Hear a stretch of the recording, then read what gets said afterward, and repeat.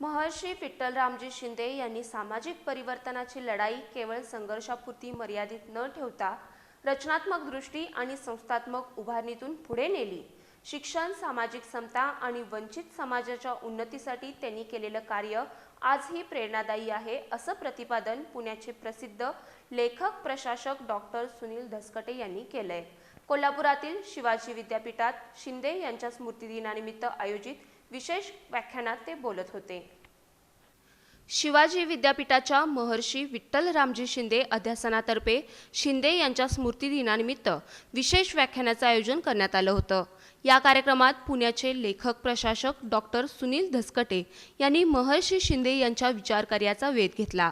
जाती व्यवस्थेतील अन्यायाला विवेकशील आणि मानवतावादी दृष्टिकोनातून आव्हान देणारे विचार महर्षी शिंदे यांनी मांडले, असं ते म्हणाले।